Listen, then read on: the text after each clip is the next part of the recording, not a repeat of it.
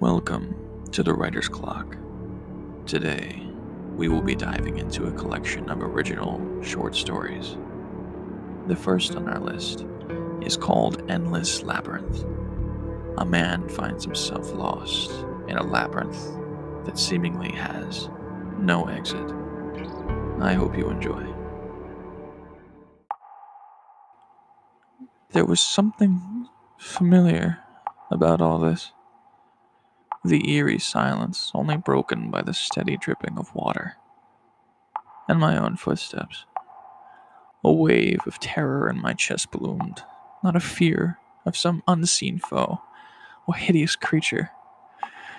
It felt so hopeless, trudging through this maze. Left, right, left. That's all I was. What I had become in my time here. An endless march into the unknown with no way back. I almost longed for something drastic to happen. A frightening moment, anything to break this stupor. This monotonous trek into the darkness was taking its toll, leeching the hope from my spirit. Left, right, left, right, right. Drip, drip, drip. The echo of my footsteps down the dark corridors tattooed itself onto my brain. The heavy footsteps of a defeated man, wandering. Thunk, thunk, thunk. A whisper seemed to poison my brain. No hope, no hope, no hope, no hope. These walls were unchanging no matter how far I walked, no matter the distance I trudged. No matter. Left, right, left, right, left, left. There was something familiar about all this. In our next tale, we follow a lonely traveler as he comes across a desolate ruin and what lurks within. I hope that you enjoy Nightfall Ruins. These crumbling ruins that lay before me were barren and desolate. Not a single sign of the vitality which had long ago permeated its walls. It was devoid of all that represented life or activity.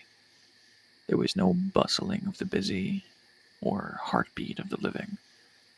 These ruins were simply a shell, a mere memory on this moonlit countryside. Silence and darkness prevailed over the cobblestone steps, up through the fragmented walls, and over the flimsy canopy of stone and mortar. This quietness descended upon me slowly, enveloping me in a cocoon of my own noises.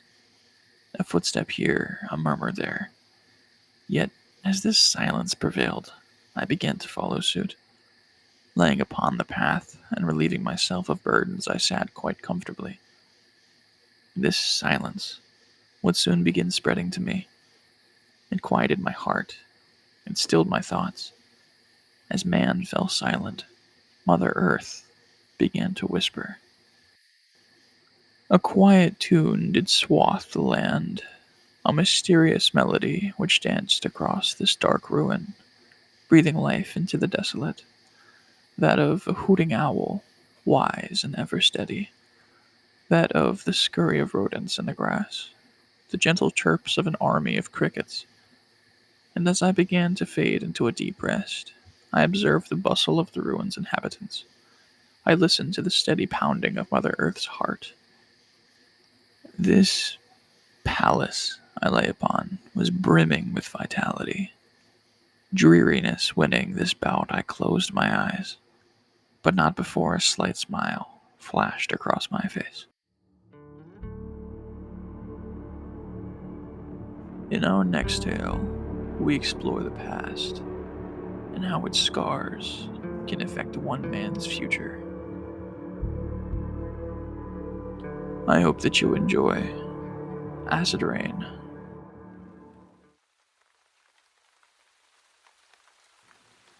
Such a pleasant sound. Rain.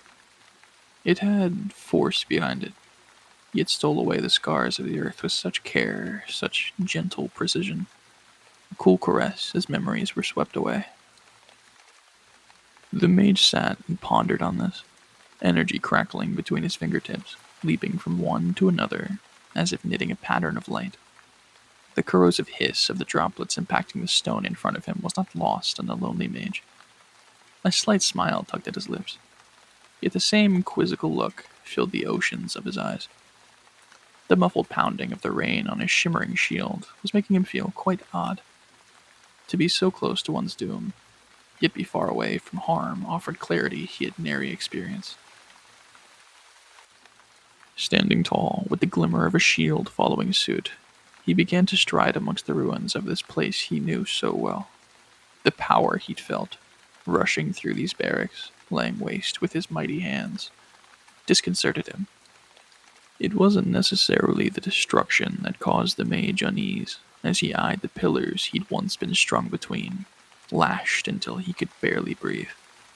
He raised his chin to look upon the darkened sky and felt energy surge within him.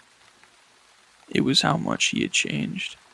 The conquest to his old home took him to a small shed with ramshackle roof and walls. His home of many years, stained with the blood he had lost and the nightmares he'd gained. Feeling quite saddened, he moved on once again. The only sounds that permeated the thick downpour was the lightning between his fingers and the frightened howls of nearby creatures. He smiled sadly. Frightened, but unharmed, he said between thin lips. At last he came to the spot he dreaded, the place he knew vividly, as if it resided in his most secure of strongholds. An old stone tablet lay stuck firmly in the mud. Here lies a nameless friend. Tears welled in his eyes as he knelt. Forgetting himself, he reached forward beyond his shield. The acid rain clung to his skin and seared his hand. Crying out in pain, he spoke choked words. "I name you Alagi." His words echoed around the field, saturated with his agony.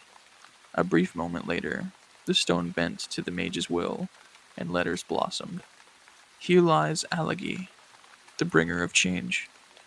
Looking upon the waste with tears on his eyes and pain on his brow, he waved his scarred hand, and the rain immediately stopped, as if the heavens themselves had become lethargic with sorrow.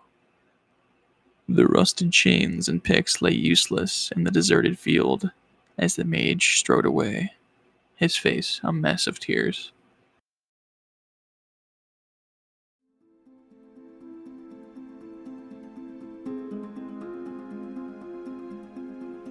Thank you so much for watching, and look forward to more videos from me.